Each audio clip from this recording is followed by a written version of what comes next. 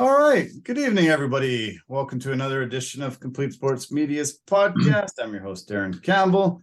And you know who's joining us on a Monday, as always, Jason Cameron. We're going to break down some NFL football. The teams are set for Super Bowl 57. It's going to be a great matchup. Number one against number one, both sides. Wow, you couldn't have asked for something better if you were part of the NFL league. Man, they got the best matchup possible, I think. And there's a few things to talk about. We had a 1 week off of the UFC. We're heading into the UFC Korea that got moved from Korea. It's in Vegas now, and a little bit of NBA talk. Should be a quick one tonight. So sit down, grab yourself a drink, grab yourself a bite to eat, and sit down and enjoy. Hey, Jason, how was your weekend? How did you enjoy the last few days? We had some good weather. No, I know the weather was good. Friday was excellent for me. Went to a concert. Jizza from the Wu-Tang Clan was over at Hollywood Theater down in Kitsilano. Yeah, just awesome. up the street from me here. That's awesome. Yeah, awesome venue. First time I've ever been there. That's great. The concert was fantastic. It was great, fun. It was a trip just going down memory lane. So that was cool. That was fantastic. Unfortunately, Saturday was a little bit rough for me.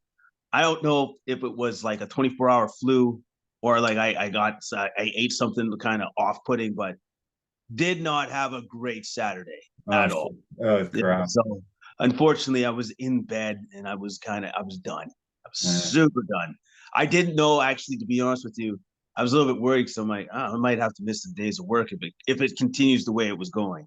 So, but luckily, I managed to break out of it. I think midway mid-afternoon Sunday. So. Okay. Wow. Well, that's good. It didn't have anything to do with drinking a massive amount that night, or what? No. Actually, to be honest with you, I really kept it in check. That night. I have a feeling it might have been like a burger that I ate real quick before I left, but that's just only a guess. I don't know, man. But the onset was very sudden. That's what I can tell you. Wow. I thought you learned your lesson. You told me the great story. I think you told our listeners too about heading down for a date one night and grabbing a quick burger on the way, and ended up getting food poisoning, having to leave the date before it even began. I thought you learned your lesson from that one. I don't learn anything. I don't learn anything from anything I ever do. I'm a repeat offender. I don't learn from my past mistakes. I do not learn from history. Oh, damn. Shit, that's not good. It's hilarious, but not good. Well, I felt pretty good all weekend. I'm getting burnt out, though. This show's been going, I think, 10 months, and it's pretty unusual to be going this long. 60 hours a week for 10 months. It's been too much. I could tell my whole crew was super burnt out today. They worked all weekend. They had a really crazy late shift last night, so quick turnaround, probably not a lot of sleep for everybody. And I was super happy. I never worked, but I could tell everybody seemed to be just dragging their butt a little bit today after having to work 7 days straight, and then now another 5 days straight after that. It's got to be rough. Well, yeah, of course it's rough, because now you've just added on another 24 hours of work. That is now close to 90 hours of work for the week. Yeah. And then all you have to look forward to is another 60 hours of work. Right? That's what you have to look forward to. Yeah. And also, too, with the mere fact that they ended so late last night, and then their turnaround is, you guys start at 7. Good luck. Yeah. Yeah, I know. That's the one brutal part about film that's just so tough, especially a lot of shooting crew and the PAs and stuff. I don't know how they do it. The PAs are in there for 15 hours a day, automatic. That's what their shifts are. Some shooting crews working 16 hours a day and more, and a lot of the teamsters too, and they have to move. We've been seeing a lot of moves lately, and these guys are putting in just crazy, like 90, 100, 120 hours a week. And it's just, yeah, it's tough when you got those roles. Oh no, it's super tough. Like it's hard to manage. Like, well, you don't actually have a work-life balance. All you have a balance of is work and trying to get enough sleep. Yeah, That's your balance. yeah. Everybody at the beginning of this month decided that they would, no, maybe not the beginning of the month, sort of mid-month. They decided they would go on this health kick, and everybody weighed themselves, and everybody said they were going to work out, eat better. Everyone was going to try to lose weight. They had chosen one of the girls to be an independent judge and try to see who got in the best shape from the shape they were in to start the month, go to the middle of February. And so everyone put their names up on the board. You had to put 20 to 25 bucks in if you want to be in. I think maybe around eight guys or so are in it. A lot of people are still on the crew that didn't go into the competition, but still decided to go and try to get this health kick going. I did the same. I've actually dropped 15 pounds in 2 weeks. So pretty crazy. I just totally decided do this intermittent fasting, and it's been working wonders. There's been about 3 guys that have lost between 10 and 15 pounds, and it was kind of crazy for me to think about going into the competition, because they did this a couple of years ago, and there was our friend Grayson, he barely ate for like the month. I think he ate like 3 hours a day or something like that, and he just worked out 6 times a day, and just went totally nuts with it. He wanted to win no matter what. So I'm like, I'm not interested in doing it that crazy, but I just I've been pretty shocked and amazed, and it's been fun to see everybody working hard at it. But yeah, I've been quite surprised with how many people have been dropping weight, me included. No, that's good. That's good. That's great that healthy competition is always good, and especially if it's towards something good for yourself. Yeah. And then everybody can benefit from it, because everybody can also benefit just from being healthier and carrying less weight, so that's good. I hope you continue that on and just continue doing that. And intermittent fasting, it works. Yeah, well, you've always been in great shape, and you've been very dedicated to going to the gym. I have a hard time finding time for the gym with my schedule and the way our work schedule is. But I thought this would be good. We're finishing a couple weeks, so I thought this would be good to drop some pounds, get myself to a baseline, and then I'll be able to go. Once we're laid off here, I'll be able to go to the gym every day and really get a good workout routine going, and get back in really good shape. So just watching what I'm eating, doing a little bit of workouts, but nothing compared to what I really want to do when I'm off work. But it's good. I think everybody's kind of happy. I can tell some people are getting hangry at times, and especially now everybody worked over the weekend. I think it's going to get a little bit testy over the next few days, a week or two, but that's part of it, I think. Yeah, no, that is definitely always part of it. All they got to do is like have the mindset of, I just got to make it to Friday. Got to make it to Friday. Yeah. Unfortunately, you're only on Tuesday, but yes, just got to make it to Friday. Yeah, exactly. Yeah. On the weekend, had a great weekend again. Went to the Keg for dinner on Friday. Comedy night again on Saturday. We have gone to the same comedy venue maybe a dozen times, and it's never been even close to sold out. We walked in there on Saturday night and just could not believe the crowd. Not one empty seat in the whole entire place. Like, I think it's capacity about 300 or something. And I was like, oh wow, what's going on? I guess this comedian, his name is Eddie Ift, former regular guest on Joe Rogan's podcast. has his own podcast, has been doing a ton of comedy over the years, and had quite the following. It seemed like everybody was there to see him, and he didn't disappoint. He was hilarious, and we had a blast. Oh, nice. That sounds awesome. Especially like when you have somebody come in that you're familiar with, and then they deliver. They deliver on the comedy, which is always good. That was great, and got a chance to see my dad again. He just returned from Mexico. They were away for a couple of weeks, and so it was nice that he returned. Had a great trip, and got a chance to see him. So it was fun. So other things that happened on the weekend were the rivalry week finished off. That was great. A lot of awesome games, and I can't wait to talk to you about some of that. Novak Djokovic won the Australian Open for the 10th time. Our friend Renata put a post out there showing her celebration, congratulating Novak.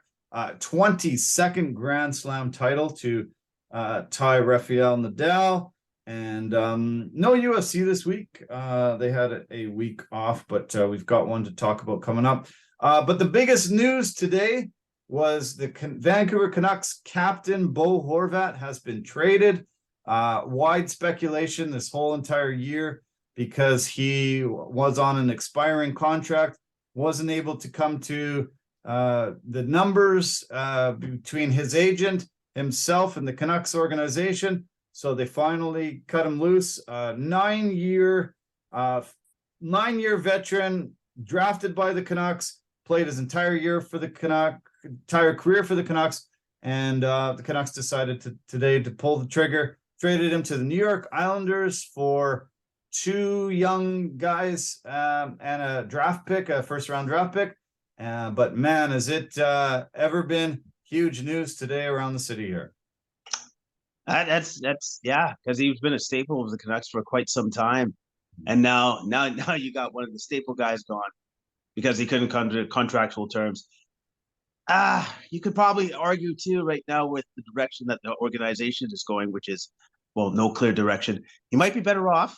Yeah, he might be better off. Yeah. And then also with the fact that Bruce Boudreau was gone, he is now gone.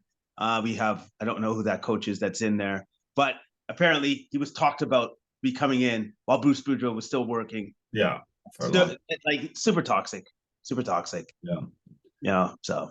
Yeah, well, I think they're officially in tank mode, which a lot of people really wanted because they've got this young kid out of North Vancouver, Connor Bedard, who lit up the World Juniors, who has been, highly touted prospect for a long time. The clear consensus #1 draft pick. Canucks really would love to have him. I think he's a guy that could turn this franchise around, and you could build the core around him and have a lot of success. They have to lose a hell of a lot of games in the second half to finish near the bottom to have the best chance, but this really helps. Bo Horvat was their best player by far this year, played the most minutes, played in every situation, really was the team leader. A lot of guys are going to have to step into roles that they're not used to, play a lot more minutes.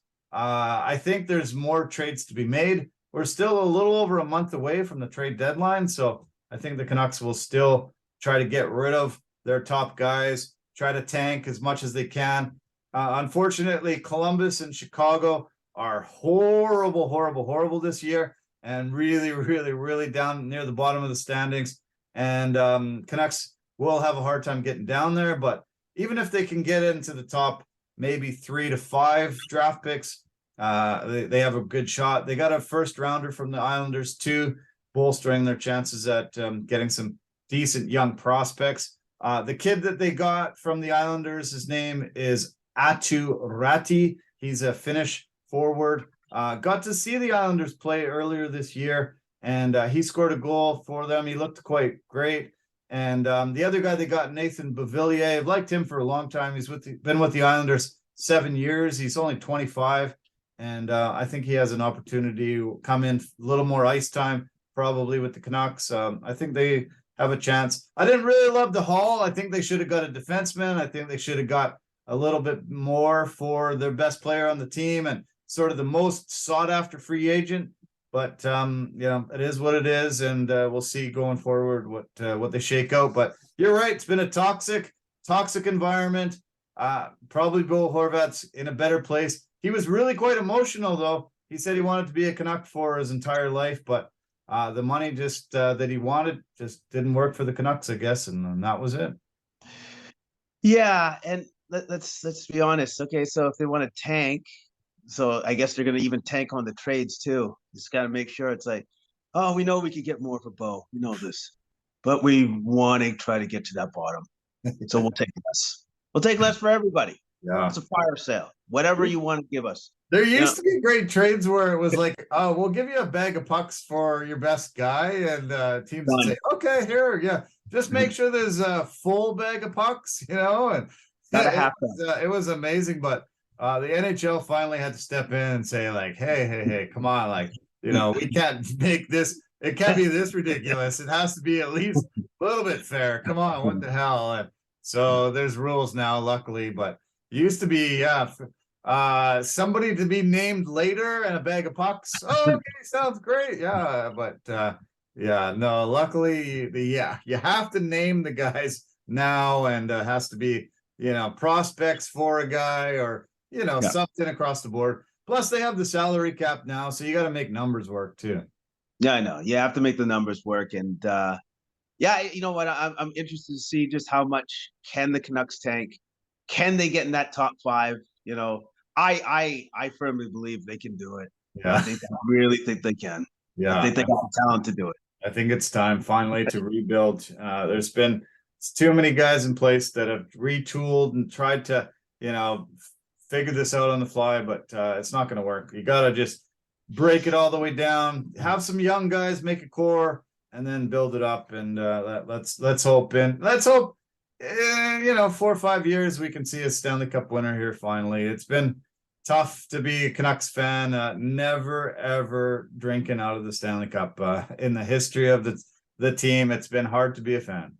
Yeah, I know. It's been tough. It's tough. It's not as tough. Well, yeah, it's just been tough. It's been tough, and hopefully at some point in time, I think 5 years is being like, it's being hopeful, to be honest. Sure. Probably a decade, maybe 15 years from now. But yes, hopefully we just see general improvements with the team. That's it. Let's hope. Okay, well, let's get into the conference championships that happened this weekend. We've seen the 2 best teams emerge. In the first game, the Eagles were able to really show an amazing defense that was able to knock out Brock Purdy, knock out Josh Johnson, really show their superiority. Hassan Reddick was playing like a man possessed early on, and was able to brush aside the Niners, who were on a heater 12-game winning streak, looking unstoppable. And this young Mr. Irrelevant came in, and he just became a side note and wasn't able to play. We hear today that he has a UCL tear and has to undergo surgery. Will be out at least 6 months, and that was pretty brutal, pretty tough for him. Pretty tough to end an amazing Cinderella run that he was on and that this team was on. But Eagles have been phenomenal this year on offense, but just as amazing on defense. And that defense just really stepped up and got a big win. 31-7, wasn't even close. No, it wasn't close. And part of the reason why it wasn't close, because they knocked out their 3rd-string quarterback of the 49ers. It's really weird to say that. It's like, so they knock out the 3rd stringer, and so this dude comes out who's the 4th stringer. I'm sure Shanahan's just like, yeah, this is not looking good anymore. That's gotta be tough. I'm a wizard, but there's only so much wizardry that I can pull off now. Come on. Yeah. 4th stringer. And they even knocked out the 4th stringer with concussions. So back to the 3rd stringer who doesn't even have an elbow attached anymore. You're not going to be winning a conference championship with no quarterback. They even used Christian McCaffrey in there for a few snaps. It was tough. Poor Shanahan after all the magic that he worked this year, but The Eagles just decided, okay, we're going to rush this young guy. We're going to get the ball out of his hands, and they did it. It was masterful performance. Yeah, masterful performance. Yeah, because Purdy only he did look, his numbers did look good until he got knocked out 4 for 4, 23 yards, and then that was all she wrote for him. But I did mention that it would be pertinent for the 49ers to be able to stop that run, the running offense of the Eagles. Yeah. They did not do that.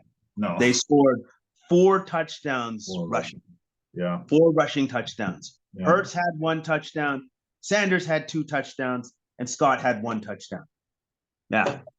Can't stop them rushing the ball, then you're not going to win against the Eagles. Sorry. Yeah, that broke an NFL record. Most rushing touchdowns in a season, regular season and postseason combined. That was their 39th touchdown in the season. They beat an old Philadelphia team from like way back in the 20s that had 38. I got the name here, but I can't see it off right away. But and the Washington Redskins in the 60s had 37 touchdowns in the regular season and the postseason combined. But this rushing attack has been so amazing. 4 guys that can, really light it up, and that's just really helping a guy like Hurts, who, has his weapons, but you just never know what you're going to get. You're either going to get a run, pass. It can be just coming at you anytime, any way. And a lot of teams that didn't have a rushing attack like that this year just fell by the wayside. The Eagles just continue to stay at the top of the league with this rushing attack. Yeah, they stay at the top of the league, and it's so diversified of a rushing attack, because you have 3 running backs that can do the job with their different running styles, and you have Jalen Hurts that can take off anytime he wants to. If he doesn't want to pass it off, if he sees that it's a better run if I take it this time around, right? So it's a tricky offense to play against if you're a defense, and the Eagles played it to a T against the 49ers. Yeah, the Eagles had the most possession in football this year. San Francisco had second most possession numbers, but the Eagles just utilized that rushing attack and just broke down. The 49ers rush defense was great this year, but Eagles, running attack is just second to none. This team was called the Frankfurt Yellow Jackets in 1924, which is a team in Philadelphia before the Eagles were even thought of. They had the old record, 38 touchdowns. The Green Bay Packers from 1962 had 37. So Eagles, that rushing attack was the catalyst and the biggest difference. But as I mentioned off the top, that defense is so stout, so incredible. I think Kansas City's in big trouble because Mahomes still banged up, even though they got a couple weeks here. I don't think that high ankle sprain is going to be 100%. They're going to send those guys a game after Mahomes, and it's going to cause a lot of problems for the Chiefs. Yeah, they're gonna have to figure out a ways to get the ball out of Mahomes' hands quickly against that rushing defense, blitzing defense of the Eagles. So I'm sure they'll figure out something, because even with his high ankle sprain, I'll say this about Mahomes against the Bengals: he moved well. Yeah, he moved better than what I thought he would. Yeah. He moved way better than what I thought he would. Yeah, well, you saw him hobbling and limping, but the play that really seemed to really signify that he was able to, have mobility was one of the last plays of the game. The last play before they kicked the winning field goal, he took off. He got flushed out of the pocket, took off down the sideline, got the first down, and then just as he was out of bounds, boom, Osai shoves him out, 15-yard penalty. Gave them the yardage they needed to kick the winning field goal. Osai looked like he had lost his dog, his grandma, and his meal money that week. That was pretty rough. Obviously, there was so many plays in the game that didn't that didn't kill them, but that was really a pivotal moment. And I was really quite shocked that Mahomes could run that fast and get himself a first down on that play. Yeah, I think he did that on willpower and guts. I'm going to be honest. I'm pretty sure it was hurting as he was running, but he gutted it out. He got the first down. But Asai's got to be smarter than that. Dude is clearly out of bounds. Clearly out of bounds, and gives him an extra push. And on top of that, I don't know if you saw the rest of the play or saw the finality of that play. Asai actually hyperextended his left leg. Yeah. Like it got caught in the turf, hyperextends it. Looks like he hurts himself, and he caused a boneheaded play on top of that. So I'm like, yeah, no, see, that's what you get doing dumb stuff on the field. Now you get yourself. Yeah. I heard he had to undergo an MRI today. Haven't heard any results of that, but yeah, that was tough. There was a play the week before where the receiver had run up and then got pushed back and then got pushed out of bounds. They called him inbounds and the clock kept running. And I think Osai thought about that because he said that he was hoping to push him backwards a little bit and then have that clock running because they were down to 8 seconds left. If that clock kept running, they wouldn't have been able to take that snap. They wouldn't have had a chance to kick the field goal.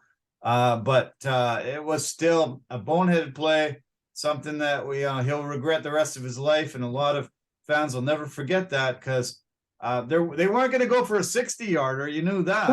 No. So they had 8 seconds. They had one chance at one play. You don't know what's going to shake out of it, but immediately they're on the 45-yard field goal. They think, okay, this is doable. Butker comes in and kicks the winning points. So tough for a guy who played awesome, had a great rookie year. He was really giving Mahomes lots of fits earlier in the game. But yeah, that was a play that I know he wishes he could have back. No, that's certainly a play that he knows he wishes he could have back. But you know what? It's a learning experience. He'll learn, he'll grow from that mistake, and hopefully won't make future mistakes like that. Yeah. Because that can cost you everything, like a Super Bowl. Yeah. Yeah, well, so that's the second appearance for the Eagles since 2018. They won the Super Bowl in 2018 with Nick Foles taking over for Carson Wentz. Now we've got Jalen Hurts, this juggernaut who have been the best team in football all year long. Jalen Hurts left for a couple games with his shoulder sprain and separation. They lost a couple games, but with Hurts under center, this team has been virtually unstoppable and have had an absolutely amazing year. They do go into Sunday's game with a slight pick as the Vegas odds difference, but we'll see. Kansas City has appeared in the Super Bowl 3 of the last 4 years. And let's break down Kansas City's win. A lot tighter than it looked like early on because Joe Burrow and the Bengals weren't doing much in that first half at all. Seemed like Kansas City was really dominating. They were finally breaking through that offensive line that was much maligned last year that allowed Burrow to get sacked 10 times in the Super Bowl. They got to them quite a bit early on and it looked like, wow, Bengals are going to get smoked here. It turned into a tight game near the end. What did you think of this game? It was entertaining right to the very end. Yeah, definitely an entertaining game. It was a close game. But you know what? Even with the bum leg, Mahomes finds a way. Yeah. Mahomes finds a way. And I was just impressed with the fact that he managed to figure it out, and on top of that, he had 326 yards and 2 touchdowns. And one thing that he didn't do, which Burrow did do, is he didn't turn over the ball. Yeah. He didn't turn over the ball. And just the one fumble, late. One fumble late. Yeah, it didn't throw any picks, but no picks. He only had the one turnover with the fumble. Yeah, so he had the one turnover with the fumble. I forgot about that. Thank you so much. But he didn't throw any picks, and then Burrow did. Yeah. And I thought that was rather telling in the game. Yeah, the pick that Burrow threw that got tipped late, that was tough. That was a real big killer, and it really changed the game for sure. That was massive. Mahomes is breaking records every year, setting records. Here's a couple more that he was able to put together. He's the youngest. Let me see here. Okay. Youngest all time. All right. There's a whole bunch here. Okay. He's won 26 of his last 28 games against everybody but the Bengals. Finally was able to beat Burrow. They were 0-3 against them over the last 13 months. Finally was able to do that. Second quarterback all time to start 5 conference championship games at home. Brady's number 1 with 7. He has now 3,902 yards and 30 touchdowns, the most all-time for a quarterback under the age of 30. He also, what else? He set another record. The youngest quarterback to 10 playoff wins in the history of the NFL, 27 years, 134 days. TB12, Tom Brady did it 28 years, 157 days. So a year later, Big Ben was 28 years, 327 days, and Troy Aikman, 29 years, 68 days. He moved into second place all time behind Tom Brady with his 15 touchdowns in championship games. That's in only 5 games. Tom Brady has 21 in 14 games. Joe Montana had 13 in 7 games, and Bart Starr had 11 touchdowns in 6 games. So in 5 games, 15 touchdowns, chasing down Brady for these records. On and on and on and on. Just amazing. This guy's come in, and they've only got the 1 Super Bowl championship, so it'll be tough if he doesn't win this one. There'll be a bit of a blemish on this record, but in his 5 seasons in Kansas City, man, this team has just done almost everything that you would have asked for, and this is all on his arm and what they've put around him. But absolutely incredible career so far. Absolutely incredible career. And I guess, you know what, if you really want to dive into the numbers a little bit more, if he ever wants to catch that other dude, Tom Brady, he wants to do that, he has to win this one. Yeah. He actually literally, at this point in time in his career, has to win this Super Bowl. Yeah. Or else it might kind of be out of you can't do out of reach. You can't reach. You know what I mean? So yeah.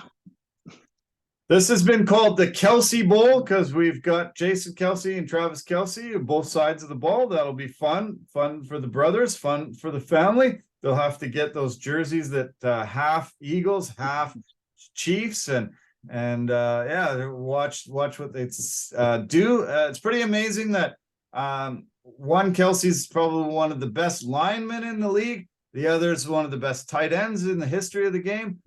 Pretty incredible that these 2 guys will get an opportunity to go head to head and get bragging rights. Yeah, no, it's fantastic. I wonder where their parents lie. It's like I wonder if the old man's like, I've always liked Jason best, so I'm gonna be wearing an Eagles jersey, right? Yeah, which is always fun. It's always fun. Also, too, I want to bring this up because this is a first. This is a first for the Super Bowl. First time 2 starting black quarterbacks are beating each other in a Super Bowl. Wow. When I first heard that, I was amazed because I was like, is that really the first time that's ever happened? Wow. Okay. That's a shocker. I would have thought that would have happened long ago. Yeah, so did I. But apparently it's the first time ever. Jesus Christ. Well, that's historic and awesome. Yeah, that's really good news. Cool. Yeah. I'm glad you found that little nugget. That's sweet. Fantastic. Yeah, good old Instagram. Always got good stuff. Awesome. Good old Instagram. Great. Andy Reid gets to face his former team for the first time in the Super Bowl. He was with Philly from 1999 all the way to 2012. 130 wins. Was able to win the NFC East on many, many, many occasions.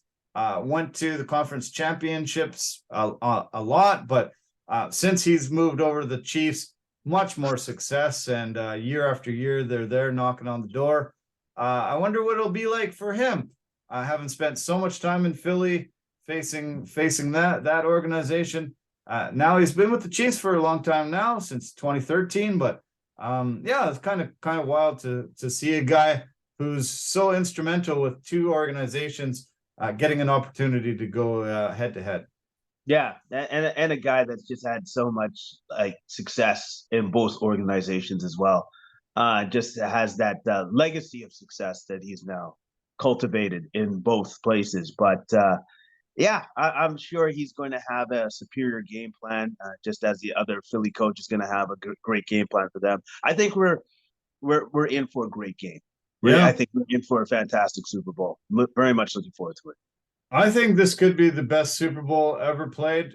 These two teams are both super exciting. They're both dynamic on offense and defense. I think, there's just so much to look forward to. 2 weeks to break this down, and I think they'll be as healthy as they could be, and we're going to see the best of the best. It's nice to see the top team in the AFC against the top team in the NFC. Both number one seeds had that bye, was able to get their 2 victories and get to face each other. And what more could you want when it's the best against the best? That's what I think sports is really all about. And a Cinderella team might be fun, but to get to see the best of the best and really have those bragging rights at the end of it, I'm just thrilled. No, I'm definitely thrilled. I'm right with you there. And on top of that, you have literally your 2 MVP candidates of the league going head to head. Yeah. Going head to head, literally. I don't know if this is going to decide who gets the MVP, but wouldn't that be great if it does? Yeah. Winner takes it all. Yeah, no, they base it on the regular season, so nothing to do with the playoffs. They're actually going to have it. They're going to have the awards night in Arizona. I think it's next Saturday night, I believe it is. Those awards will be presented. They are having the all-star festivities. They're having a flag football game, and they're going to have the skills competition. I'm actually looking forward to the skills competition. I don't think I'll watch the flag football game, but I always love seeing the awards night too, seeing them all dressed in their best and bringing their wives and their families and getting the honors that happen there. I'm really looking forward to seeing it on the weekend. Yeah, I know it's going to be great. It's going to be great. It's good that they're kind of doing away with like the farce of the game, and I guess they're making it even to it's flag football. So which is what it was anyways. It's been like that for I don't know, like 7 years now, if not longer. So you know what? And now when I think about it, maybe they should just do away with the game altogether. Just have skills. I think so. Yeah, I think once we see the flag, we'll be like, "What the hell? We don't want to even watch this. Forget that." So what do you think about the halftime show? We're gonna see Rihanna. We haven't seen her perform live in 4 or 5 years. It's been. She hasn't put out an album in a while. I guess decided, it might be the time to finally get back in the spotlight and get up on the big stage. What do you think we're gonna see? Are you looking forward to the halftime show? I expect it to be good. I expect it to be like entertaining at least. Maybe she's actually doing this to gear up for a new album that she's even currently working on. Who knows? But I expect it to be good. I don't know if it's going to be as good as last year's halftime show with Dre and Snoop and I don't know if it's going to be that good. That was good. That was great. Yeah, sure was. Yeah. Love Arizona. Love going to games there. Super Bowl's been held there many times, and They're an awesome, always throw a huge, great Super Bowl party. So glad it's there again, and it's going to be fun. Yeah, can't wait. We got almost 2 weeks to wait. What do you think of that 1 week off? Do you think it's smart to have that 1 week off? I think it is. I think it's great for like the players. I think they need it more than anything else. Like just to recover somewhat and to get ready for the biggest game of like their careers, NFL careers. So I think it's necessary. I think it's necessary that they do that. And then also too, it builds up the hype, it builds up the excitement, and everybody's like, "Oh my God, okay, here's the Super Bowl. Here we go. Where's all my money? Bet it all on this team." Like it's fun.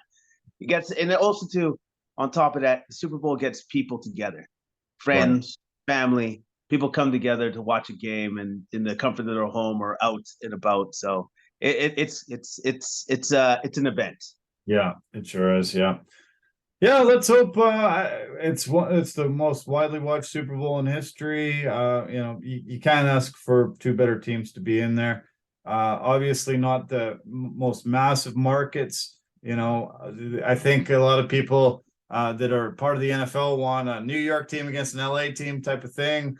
But this would be great. If you're a football fan, I would definitely tune in. If you're not a football fan, you should still tune in. It's always fun to watch the commercials, be part of it. Super Bowl parties all over the place, and it's going to be a blast.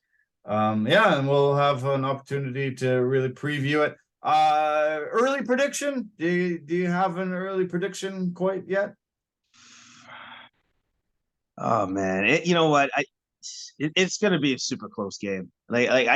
I personally think this is a toss-up. This is a coin flip on who could win this game. I'll go with the Eagles. I'll go with the Eagles by 3 because that's about as much as anybody's going to win. I've got the same. I had to pick a team for a pool maybe about a month ago, and I picked the Eagles. Still in the running. There's another guy that's got the Eagles, and we're down to the nitty gritty. One person's got the Chiefs, and everybody else has fallen off the wayside. So I'm hoping the Eagles can pull it off. I've been an Eagles fan really since I was a kid. Got some family in just outside of Philly. They were always massive Eagles fans. Got a lot of Eagles gear given to me for birthday presents, for Christmas, that kind of thing. So always really liked the Eagles and cheered for them. One of my NFC teams. So love to see it. My uncle, probably one of the best moments of his life is 2018 when the Eagles were finally able to get that Super Bowl victory. My cousins got an opportunity to go travel and meet up with him and watch the game, and just heard nothing but absolute joy they all felt. Got some Eagles fans locally here. They get together at the Regal Beagle, just a few blocks from me. Trevor Jones, who I did a podcast with a month or so ago, he's a big Eagles fan. He actually sent me a picture of him with some kind of Super Bowl replica ring. And I said, okay, well, let's hope to start filling up all your fingers with rings. And he was a very happy boy over the weekend. And I think they've been the best team. Kansas City's had a couple up and downs through the year. Obviously we're dominant, but I think the Eagles are the best team, and I think they're going to win by a field goal. I hope it goes into overtime. We could finally see the overtime rules that were changed last year from the Bengals Chiefs game, and we can see how they play out. I'm hoping just for a fantastic game that we remember forever. Yeah, and what I hope to see, I'm just gonna throw this Jersey guy, this player, former player for the Eagles. Hopefully, I see you wearing your Bicycle Hema jersey, on Super Bowl day, because that would be fantastic. That'd be great. Okay. That's definitely pulling out a name from the past. Holy cow, that's awesome. Nice. Good job. I love it. That's good. Okay, well, there was a few announcements today. The Chargers have hired Kellen Moore, the former offensive coordinator for the Cowboys. They decided that he was their man. 24 hours was all that went from when he got released by the Cowboys and when he got picked up by the Chargers. I think it's a great move. Hopefully he can figure out the issues and the problems that the Chargers had, especially not being able to close out the Jags when they had a 27-0 lead. A really great move that they were able to jump on him, and he was able to sign up with them that quick. He'll be able to talk to Herbert, get in there. Even though Herbert has to undergo some surgery on his non-throwing shoulder, I'm sure they'll be able to break things down real quick and get on the same page. Well, I hope so. I hope they can get on the same page. I think more importantly, he's got to get on the same page with Brandon Staley, which that might be hard, might be tough. So I just hope that he lasts more than a year and Brandon Staley doesn't manage to get another offensive coordinator fired again. Yeah, no doubt.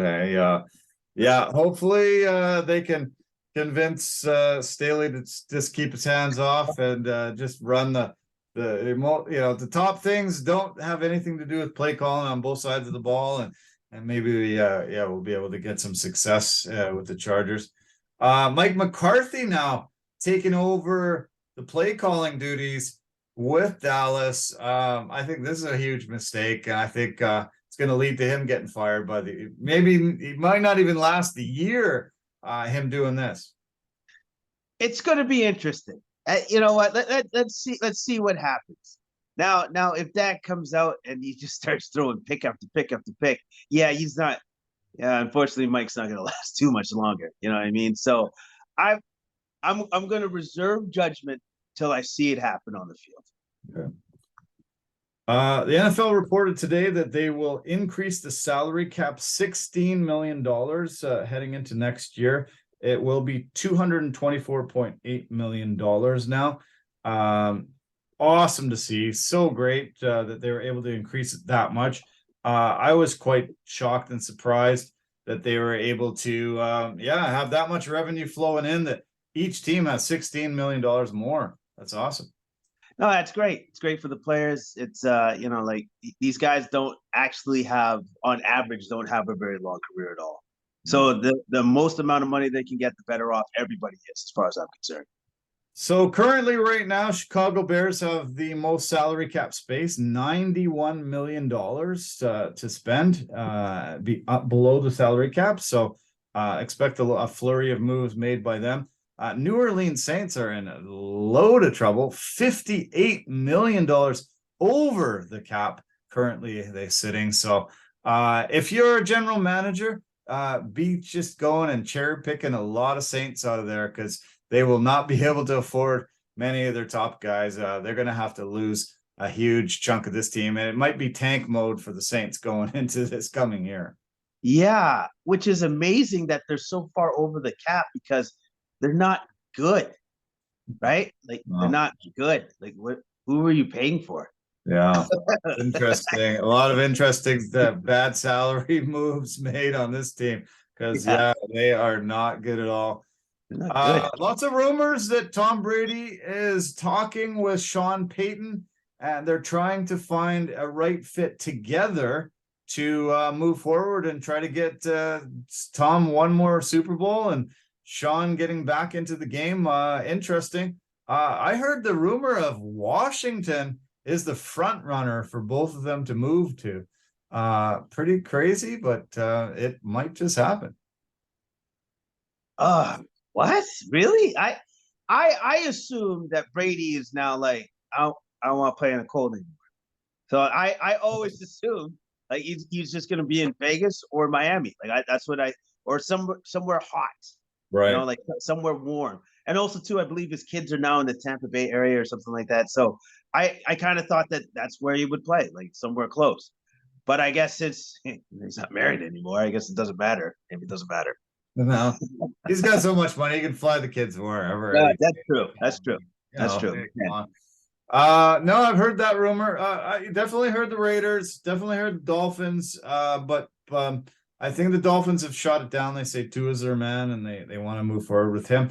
Actually, rumors that the Niners might be, one of the front runners, because of his ties growing up, Niners fan, has family still in that Bay Area, and they're still quite unsure of their quarterback situation, especially with Brock Purdy now with his UCL injury. That, they say 6 months recovery, but it might be hard to be able to throw the ball great. We haven't seen Trey Lance enough to know what they've got there. Maybe other teams know what they've got and might be interested in him making a trade. So he could land in a few spots. But I've heard that him and Peyton really would love to work together and make something happen. Well, okay, if he did go to the 49ers, it's not like Peyton's going to go, well, I guess Shaddy's gone. No, that's actually not going to happen. No, right? Exactly. Yeah. So he'd have to go there by himself. But if they want to do the package deal thing, then I guess they got to go somewhere where at least Brady and Peyton can see a possibility of getting to the promised land. Yeah, we'll see. Yeah, it'll be interesting to see what shakes out. A lot of moving parts. Unfortunately, it looks like the Chiefs, both offensive and defensive coordinators, are very highly sought after and might be out of there. Same with the Bengals, both coordinators. That's what happens to a lot of these NFL teams, and it's one of the reasons why it's very hard to keep repeating. When you lose your offensive defense coordinators, a lot of your top assistant coaches year after year, when you have success, it's hard to get that continuity, get the familiarity, and keep winning. Man, that must be so frustrating for these head coaches of these successful teams. Yeah, of course it's super frustrating, but what are you going to do? Are you going to pay them more money? No, I guess you can't do that. Funny.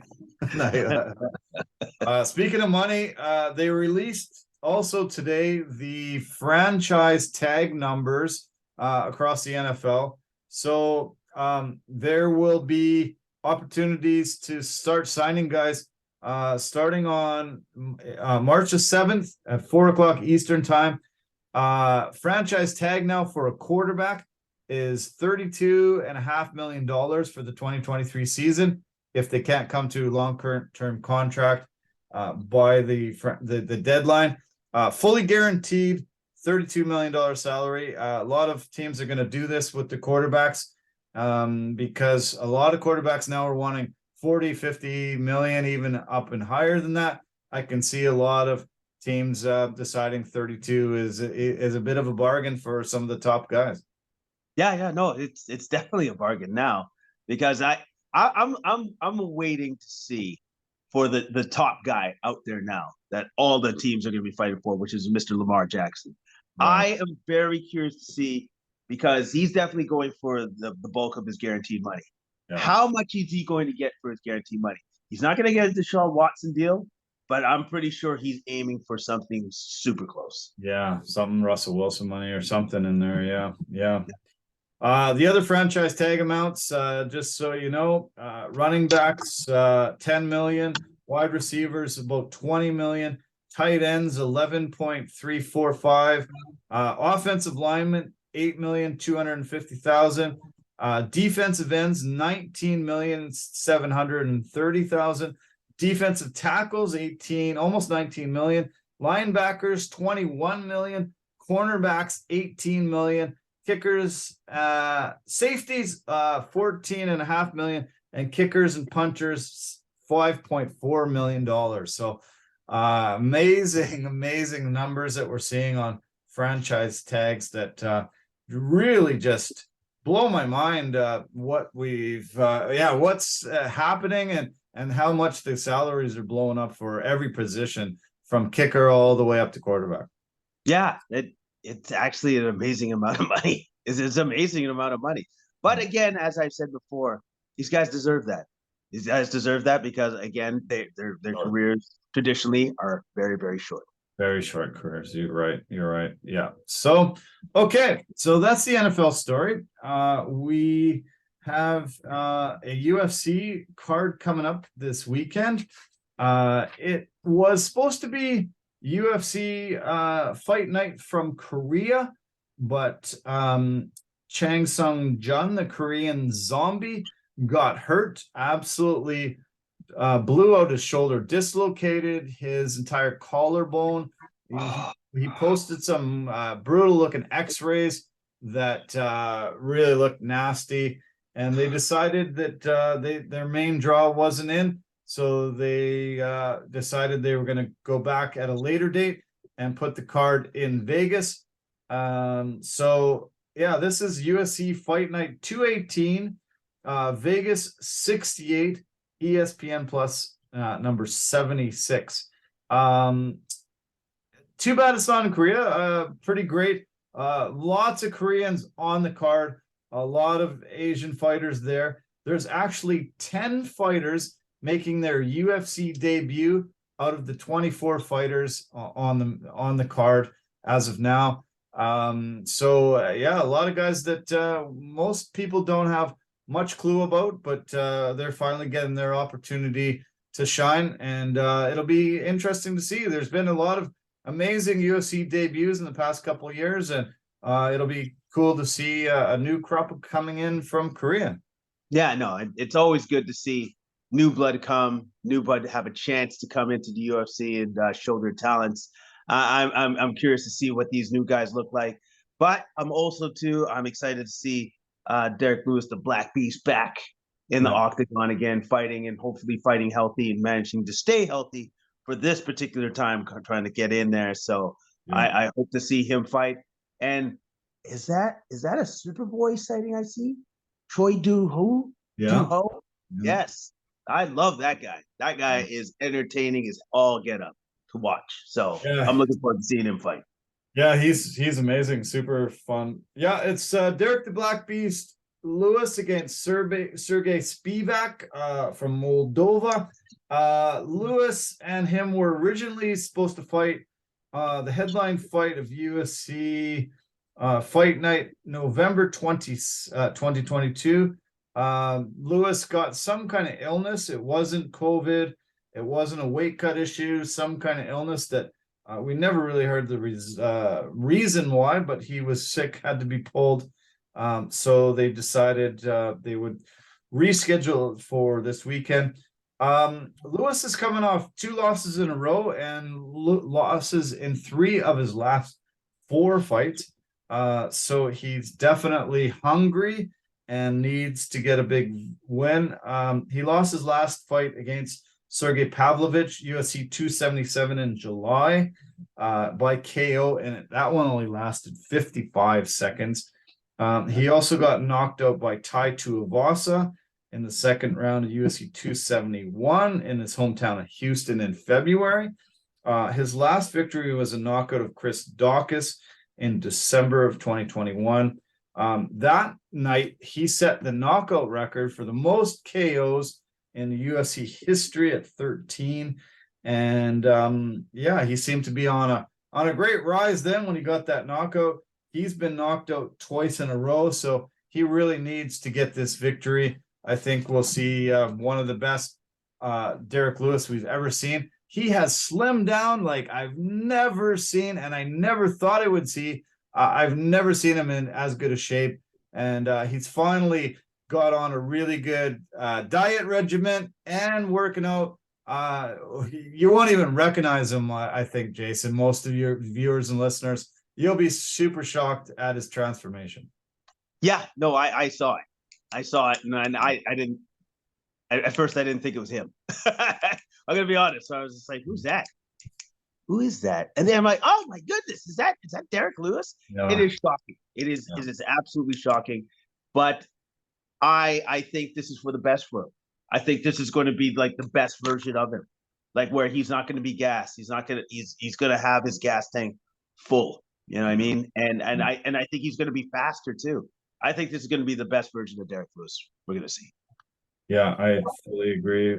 Definitely as well. Yeah. Spivak has lost 2 of his last lost his last fight, but has won 5 of his last 6. He has 6 wins, 3 losses in his UFC career. He beat Augusta Sakai by the second round KO in August of 2022, one of his last fights. The co-main event seems to be a Korean that they really want to win against Devin Clark, who has really struggled recently as well. I think this was matchmakers for the Korean fans, and get another guy up in the co-main event that can get a win. Devin Clark's coming off a loss, another KO loss. Lost 3 of his last 4. He's only 7-7 in his UFC career, and really at a crossroads. If he doesn't win this one, he could be in jeopardy of losing his UFC contract, and so we might see rejuvenated Devin Clark, but I fully expect Jang Da-un to get a victory in this one. Yeah. Like I think they're literally feeding Jung Da-un Devin Clark. Like they're just feeding it to him. So unless Devin Clark has a stellar camp and he comes up with something different that this guy's not expecting, I expect Jung Da-un to win in this fight. Yeah. And remember, this is a late card because it was supposed to be in Korea. They're going to pander to the Korean crowd. 7:00 p.m. Local time here, 10 o'clock Eastern time. The prelims start 10 o'clock, 10 o'clock our time, 1 o'clock Eastern time. The main card starts. So this could be one of the lowest viewed UFCs in North America. Not a lot of people are going to start watching the main card at 1 a.m. in the morning unless they're quite dedicated fans. Hopefully locally here it'll be televised, but a tough one. It's going to be hard to be up that late watching this card. Yeah, it's going to be super hard, super tough, and a lot of people aren't going to do it, but I know 2 people that are. Yeah, we'll be there. We'll be watching for sure. Yeah, so I'm looking forward. As I said, I love watching UFC debuts, seeing somebody that I've never really seen before, maybe a couple of fights on the regional circuit here and there, but 10 people having their opportunity. Hopefully everybody stays healthy. We don't see any cancel fights, and it'll be fun to watch, I'm sure. No, it's going to be great. It's going to be great to watch, and it's going to be great to see some of these new fighters step into the octagon and show us what they got. We're a little more than a week away for the UFC 284. It's going to be a fight for a champ Alexander Volkanovski, going up in weight to face Islam Makhachev, the champ of the lightweight division. Volkanovski right now currently is the pound for pound champion in the UFC, and he's biting off a much bigger man. This could be challenging, but what do you think we're going to see in the main event of UFC 284? I think we're going to see these guys fight at every different level in the octagon. I think you're going to see them grapple. I think you're going to see them stand up. I think it's going to be a whirling dervish of action. I honestly do. And also, too, I don't think Volkanovski is going to be put at a super disadvantage in the weight category against Makhachev. I don't foresee that being a problem for Volkanovski. I'm super excited. I'm very much looking forward to this fight. And styles make fights, and these two guys' styles are very different from one another. I'm looking forward to it. Yeah, it's gonna be awesome. Yeah, this card is really stacked. I'm excited about so many fights on this UFC 284 card. I love Yair Rodriguez, Josh Emmett. That'll be a great battle. Randy Brown is coming back. We've got Jimmy Crute and Alonzo Menafield. What a banger to start off the main card. Lots of fights to really get excited about. Really disappointed that Robert Whitaker and Paulo Costa fell off this one, but hopefully they'll be able to get one of these guys another opponent and get an opportunity to fight. But this is going to be a hell of a night. No, it's going to be great great night of fights, for sure. And yes, definitely looking forward to the Jack Della Maddalena fight with Randy Rude Boy Brown. I'm looking forward to that. I think that could be a barn burner. It's gonna be great. Yeah. So yeah, okay. Well, that's the UFC story. There's a couple of small notes that I want to mention. Johnny Walker posted something on Twitter today. He gained 43 pounds in 1 week. He posted a picture of himself at 248 pounds 1 week after weighing in at 205 for his fight against Paul Craig. He gained 43 pounds. I don't see this guy being able to fight at light heavyweight very much longer. 6'6", incredibly lanky, but I was shocked that he could put on that much weight in a week. How is that even healthy? If you really think about that, that's like, that's freakish. First off, and I don't know if he was doing that. Was he trying to do that? Because there's a lot of question marks there. But I believe you're right. Him staying at light heavyweight with him being able to put on that much weight that quickly, as might not be a thing for that much longer. No, it might not be. Yeah. There was an announcement today, a teaser of a major announcement. Logan Paul teased a major announcement Tuesday, tagged Dana White in the process. He said there's a major announcement to mention me and the UFC. It's most likely a sponsorship deal between the UFC and his drink. It's called Prime Energy. But there was other speculation today that he might join the Power Slap League. Also, maybe he's actually finally going to sign with the UFC. He's been calling out major guys. Paddy Pimblett's big time. Somebody he's called out. I'm not sure what's going to happen, but stay tuned. We'll post it on the website and let you know what the major announcement is.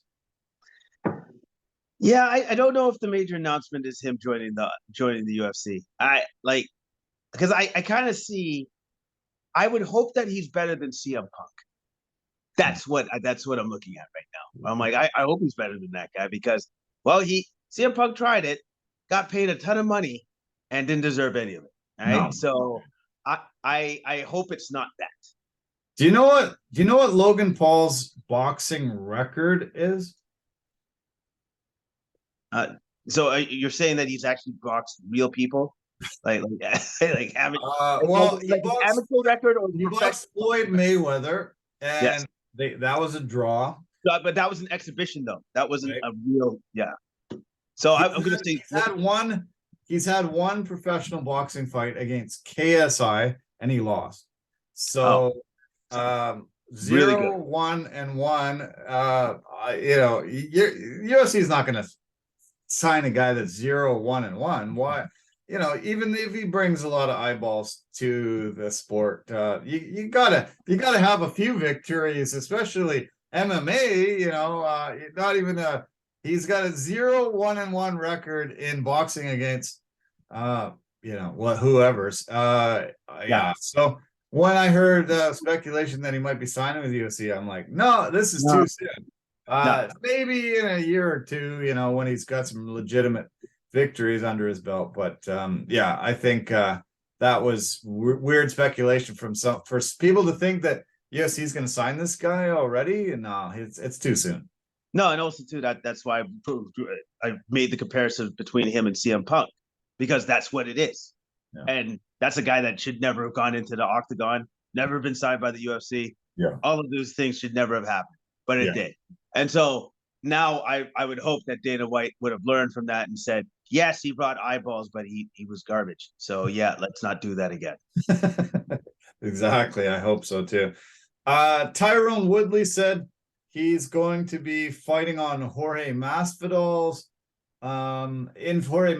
promotion pretty soon. He's going to take a kickboxing fight. Oh, that'll be his next foray into some combat new sport that he hasn't tried out.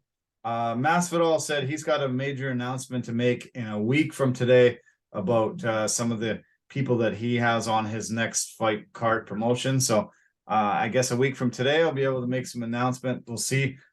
He has been able to get some decent fighters in his promotion so far, but he said, look out, major announcement coming. So keep our fingers crossed that it's somebody that we love and we can actually respect, and it'll be a legitimate fight.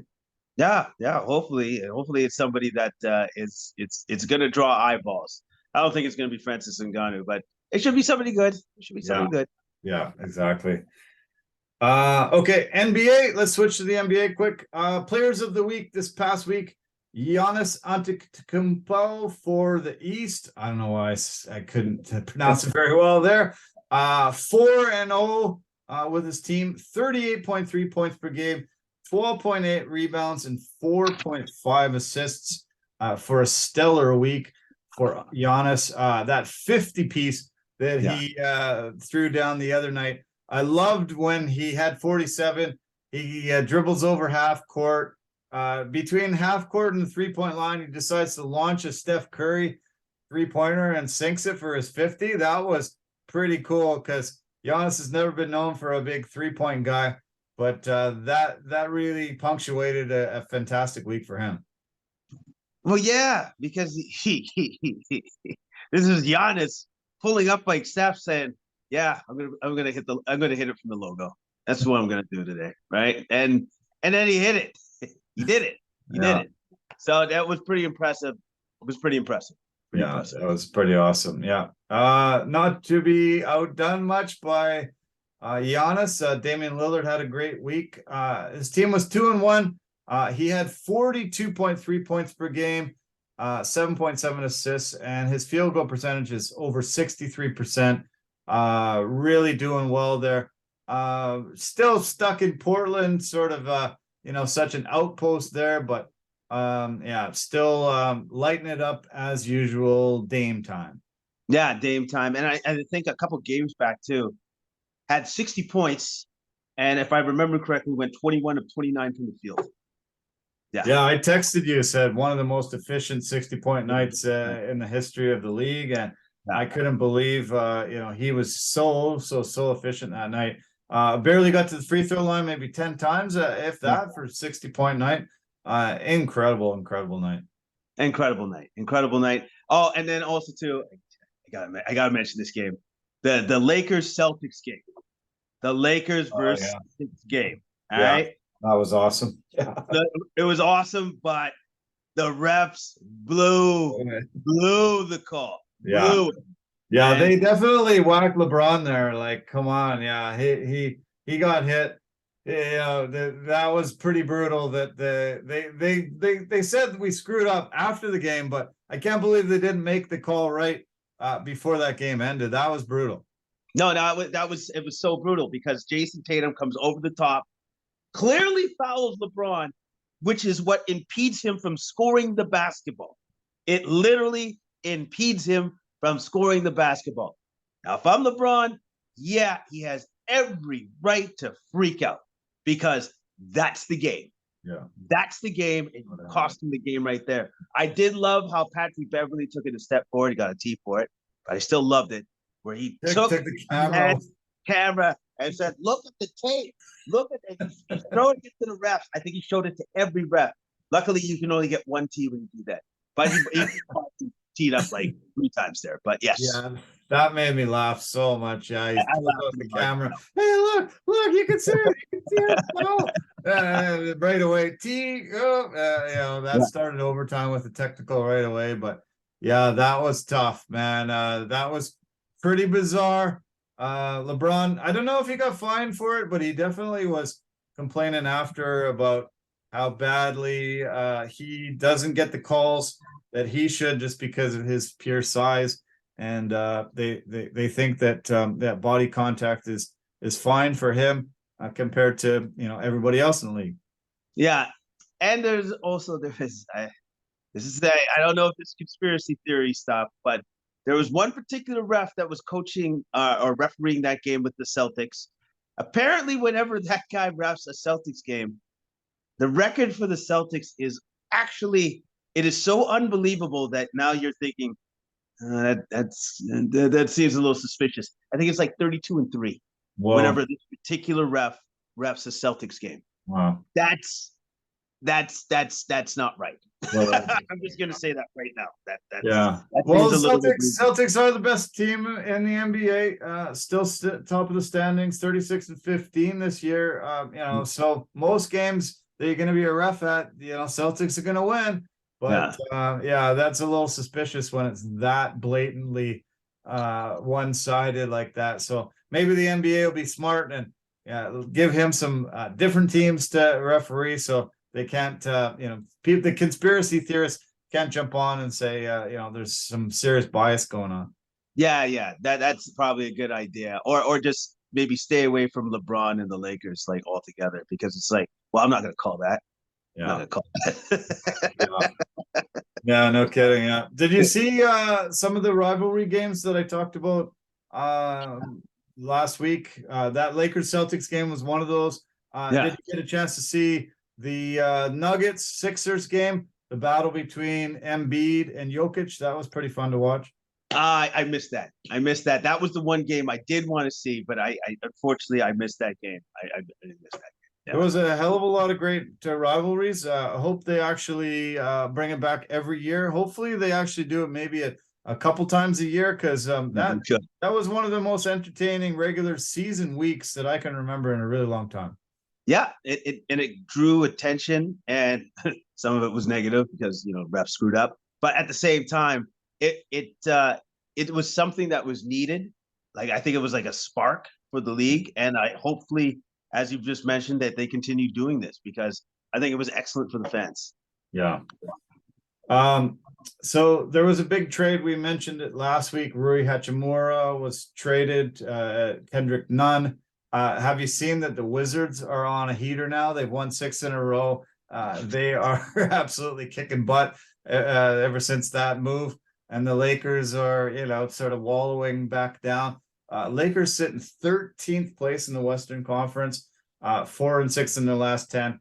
I told you, I said, look out. As soon as this move's made, most of these Lakers, once they get away from LA, suddenly they're lighting it up. And Kendrick Nunn and the Wizards are on the best winning streak right now in the NBA. Is it a surprise? No, it is not. No, it's not, because it's so odd how once the Lakers say, okay, well, we tried you guys, you're not very good, and then all of a sudden, no, actually, they're still pretty good. They're actually really good. Like, you remember Malik Monk used to be on that team, right? Yeah. Now he's on Sacramento Kings. He's lighting it up. Like, it's amazing what it does for these players. It's like, if I go to the Lakers, all of a sudden I'm not utilized well. But then once they trade me, I'm awesome. Like, I'm awesome. Yeah, I know. I want to put a screen together and just have it rolling and show all the guys that left the Lakers in the past 4 or 5 seasons and that are just lighting it up other places. Brandon Ingram is the one that just keeps jumping up for me. I can't believe they would ever have given up on him. Yeah, like Brandon Ingram. There was Jordan Clarkson for the Utah Jazz. There's Julius Randle for the Knicks. Like, it actually goes on and on. Yeah. They would have an all-star team if they would have been able to keep most of these guys. Holy crap. Yeah, but luckily LeBron said, no, you guys got to go. I don't want you here. So LeBron's 117 points away from passing Kareem Abdul-Jabbar for the most points in history. He's going to break it tomorrow night. Guaranteed. They're just going to pass him the ball. He's going to get 50, 60 shots up, and he's going to break it in one night. 118 points is my call. Guaranteed. You know what? If it was Kobe, you'd probably be like, nobody else takes shots tonight. I can see that. I can see Kobe doing that. But yeah, I'm going to give LeBron, I guess, like 4 games. We're doing 4 games for sure. If not 3, if he really wants to push it. But I think 4 games he's going to get. Oh, yeah. He's been just so great and awesome. And we're going into All-Star Week. It's in Utah coming up. So, always fun. Great game. Great festivities around the All-Star They're going to announce this Thursday the reserves and the rest of the people that have made it. So that'll be fun. And then they're going to do a old school picking the teams. I think they're going to line them up on the sidelines, and they're going to just each captain's going to start picking to the guys. I think that's what I've heard the rumors of. So that's going to be cool and old school. Your shirts, your skins, get over here. You're on my team. It's going to be hilarious. I did kind of enjoy the way they did it the last couple seasons on Zoom, but this might be even more fun having them lined up on the sidelines and picking them to start right then and there. You know, it's going to be great. Who gets picked last? Yeah, because then that's going to be, that guy's going to have to live that down for a long time. Yeah, Mr. Irrelevant, but it's still an all-star. Yes, exactly. It's just like, oh, so I got picked last. I guess I'm the worst one out of all of you all-stars. Well, I loved it. I loved it when KD decided not to pick Harden and made Harden the last pick. He didn't pick his own teammate. And LeBron was like laughing. He was trying to hold the paper in front of his mouth because he was laughing so hard. I can't believe he's not picking Harden. Holy cow. And KD's straight face trying to say, oh yeah, we need some defense here. I think we're gonna pick something else. That was a classic moment that won't happen when they do it on the sideline like this, but it'll be interesting, new wrinkle to it. No, it'll be great. You know, these wrinkles are always good. It's always fan friendly. It's entertaining. Yeah. Okay, man. Well, that was awesome. Fun as always. We have a Super Bowl to preview next week. A UFC to break down from Korea, Vegas. And yeah, always lots of NBA to talk to have. I hope you have a great week. I'm glad it's slow for you. It's going to be super busy for me. Tons to go. But man, today just flew by. I loved it. One of the fastest days I've had in months. And I think this week's going to fly by. We're only a couple of weeks left. This is right down to the nitty gritty. And yeah, it's kind of great when you know the end is near. You're really looking forward to that time off, and we're all just counting down the days. Yeah, exactly. And we will be there soon, not just quite yet, but we're getting to that point. Nice. But I totally understand where you're at, and hopefully the rest of your team can survive the rest of this week after working the entire weekend. Yeah. What do you think of the new Complete Sports Media shirts? I got a few behind me. I got one on right now. We've got some for sale on the website, and yeah, I'll get you one soon so you can rock it around. I'll get you a few actually, and yeah, this is there's Complete Sports Media, the Complete Media Network, a few shirts that we just recently put together. Yeah, it looks fantastic. The emblem signage looks great. Cool. I'm glad you like it. All right, man. Well, enjoy the rest of your Monday night, and yeah, keep in touch through the week. Look forward to doing this 1 week from tonight. Yeah, I look forward to it as well, my friend. You have yourself a great evening. Okay, thanks, buddy. Cheers. Bye for now. Okay, thanks, everybody. Wow, we reached another end of the episode. Great time as always. Man, yeah, it was a lot of fun. A lot of great things to cover. I really thank and appreciate your support. And I want to thank our partners and sponsors. Verbero, the hockey equipment and apparel company, industry leader in technology, performance, and value. And the V350 stick is a must-have for any hockey player in your midst. I want to thank Anchor, anchor.fm, the easiest place to make a podcast. Absolutely amazing on posting on multiple podcast platforms for you. Just go to anchor.fm and follow the instructions, and you will be very happy you did. I want to thank Pampas and Possibilities, really amazing designers of West Coast pretty things for your home. Spruce up your home, make it look fantastic. And last but not least, Forever Living, the aloe vera company for health and beauty products. We always appreciate all your support. Thanks so much. And you, the listeners and the viewers, love you. And enjoy this week ahead. Take care. The weather's starting to look great. Love when it's sunny all day, even though it's a little chilly. It's fantastic to see the sun out all day long. No clouds, no rain. We don't need any of that. So take care of yourself. We will talk to you soon. I can't wait. We're going to be doing tons of podcasts in a couple weeks. So keep your eyes and ears peeled. And take care of yourself. Bye for now.